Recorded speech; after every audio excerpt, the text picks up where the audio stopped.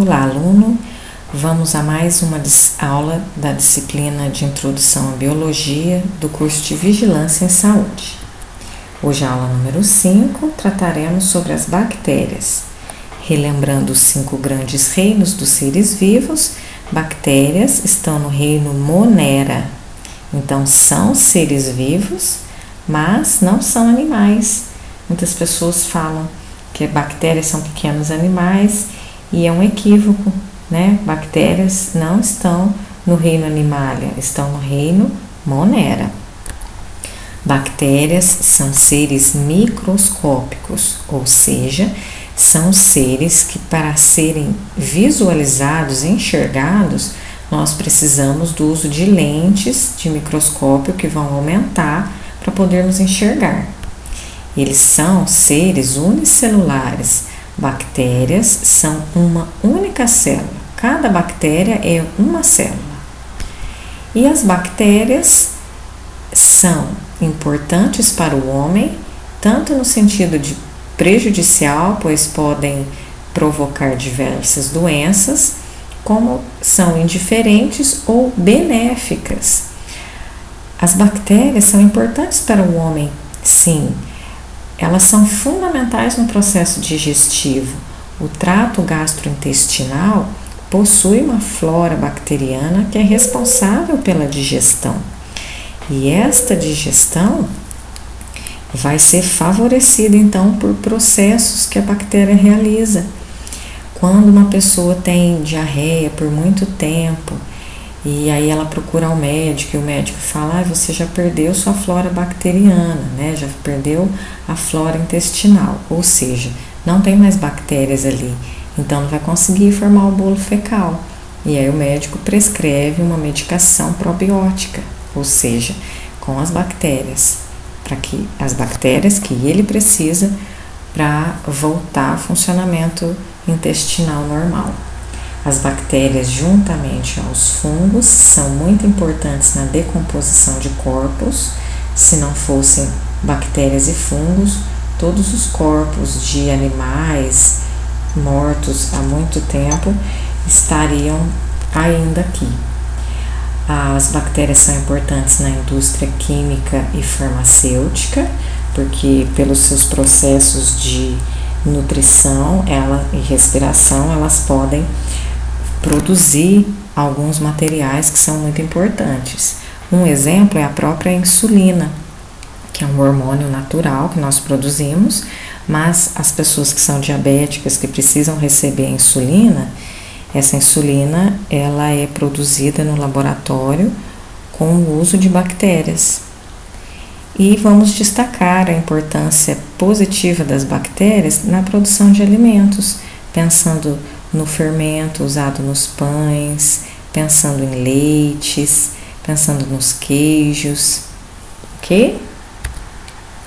Quanto à morfologia das bactérias, elas são diferenciadas umas das outras.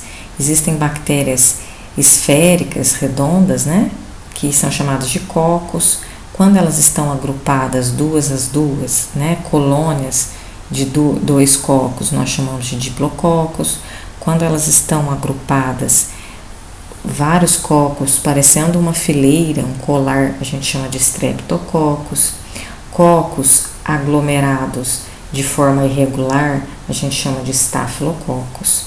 Temos bactérias que se parecem um bastão, então são chamadas de bacilos.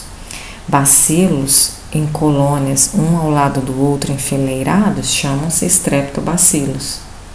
A gente tem os espirilos, né, que elas são alongadas e tem algumas curvas, e elas também têm flagelos. A gente tem bactérias que possuem flagelos para favorecer o processo de movimento. Existem bactérias muito mais difíceis de serem controladas, que são os esporos bacterianos, né, que eu vou explicar eles com mais detalhe posteriormente. Quanto à estrutura das bactérias, elas são mais complexas. Então, esses 4 itens acima são básicos, todas as bactérias têm. Todas as bactérias possuem membrana plasmática, citoplasma, material genético e ribossomo. E a imensa maioria possui um quinto elemento, que é a parede celular. Nós vamos destacar que as bactérias são seres procariontes, porque no seu núcleo não é separado por uma membrana, chamada de carioteca, não tem essa membrana. Portanto, são seres procariontes. Nesta foto de bactéria, depois do desenho para esquematizar, está destacado em vermelho o que é básico para todas as bactérias. Então, vamos lá. Está escrito de vermelho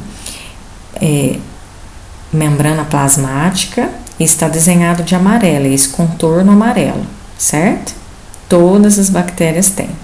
Lá dentro tem o citoplasma, tá escrito aqui a seta apontando para ele em vermelho. Também mergulhado no citoplasma tem os ribossomos e também tem o nucleoide, que é onde tem o material genético, o genoma, né, que é o DNA. Vamos olhar lá na membrana plasmática amarelinha ali e ver que algumas bactérias, além da membrana plasmática, tem a parede celular, uma outra capa envolvendo. E aí lembra que a parede celular está presente na maioria das bactérias. Neste desenho aqui, depois da parede celular, também tem uma cápsula. A cápsula já é exclusividade de alguns tipos de bactérias. Muitas não têm, ok? Outras bactérias têm plasmídio, têm flagelos, têm pilos, fímbrias. Então, são especialidades. Agora, o que está destacado de vermelho é o que é básico, o que todas têm. Membrana plasmática, citoplasma, ribossomo e o material genético. Analisando o que é básico para todas as bactérias, vamos para a membrana plasmática. Ela é um envoltório do citoplasma, ela é fina, fluida, ela é composta de proteínas e tem uma camada dupla de lipídios que faz uma permeabilidade seletiva, ou seja, seleciona o que entra e o que sai. Também básico a todas as bactérias é o citoplasma. Neste desenho ele está pintado de verde. Ele é líquido, viscoso, ele fica dentro da membrana plasmática e é formado por água, proteínas, moléculas, íons. É no citoplasma que ocorrem as reações químicas das bactérias. Outra estrutura básica de todas as bactérias é o material genético, o genoma, que é uma única molécula de DNA em forma circular. Ela é extensa, então ela fica enovelada. É o nucleoide, pois não há a separação desse material genético por uma membrana, então esse local é o nucleoide. E o material genético é responsável pelo crescimento e reprodução das bactérias. Algumas bactérias têm fragmentos, moléculas extras, adicionais de DNA, que são chamados plasmídios. Eles não são essenciais para que exista uma bactéria, por isso que muitas não têm, mas algumas têm os plasmídios e isso diferencia as bactérias. Outra estrutura fundamental e única, né, que todas as bactérias têm são os ribossomos, que são uma organela, são a única organela que as bactérias têm. Elas não têm membranas e os ribossomos são responsáveis pela síntese de proteínas. A parede celular, ela faz parte da estrutura da maioria das bactérias. É um envoltório externo, depois da membrana plasmática. É rígido, protege contra agressões, dá forma para a bactéria e é formado de peptídeo glicano. Agora eu vou falar algumas especificidades de algumas bactérias. Então, eu vou destacar que nem todas têm. Algumas têm, outras não. Uma das especificidades são os flagelos, que são filamentos longos formados por proteínas que estão ligadas diretamente à membrana celular e que tem função de movimentar a bactéria. Outra especificidade são as fímbrias. Lembrando, nem todas têm. As fímbrias, ou pile, ou pelos, são filamentos proteicos também, mas são bem mais curtos que os flagelos e a função é a aderência. E a cápsula. Lembrando, a cápsula não são todas as bactérias que tem. É uma cápsula, um envoltório externo. Então, tem bactérias que têm 3 envoltórios. Tem a membrana plasmática, que todos têm, tem a parede celular, que a maioria tem, e ainda tem uma terceira capa, que é a cápsula. Olhe lá no desenho. A cápsula, verde clarinho, um outro verde parede celular, e lá mais internamente, que é o que circunda efetivamente o citoplasma, é a membrana plasmática, ok? Então, membrana plasmática, toda bactéria tem. Parede celular, a maioria tem. E cápsula, algumas têm, outras não. A função da cápsula também é a aderência. Quanto à reprodução das bactérias, nós vamos destacar que é uma reprodução do tipo assexuada e também existem a recombinação genética. Alguns autores até chamam a recombinação genética de reprodução sexuada.